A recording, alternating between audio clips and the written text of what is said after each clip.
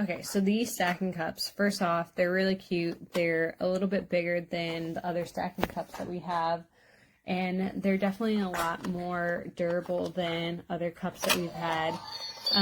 So the top comes with this cute little Shiba Inu, and obviously you can see hahaland, and it's really, really cute, really, really funny. You click on it, and it's the most sensitive little button ever, and it makes such cute sounds and noises. My son loves playing with stacking cups, and we were looking for a new one because he keeps losing them, and obviously you can see already we have 2 somewhere hidden around, but these are really great cups. They work really well, they stack really well, and they're gonna just hold up very durably. You can see that we're missing this one. It's probably somewhere around in this mess, but these are really fun.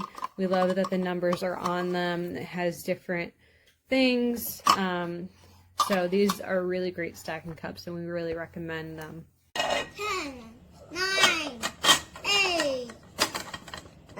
So tight. 8, 7, 6.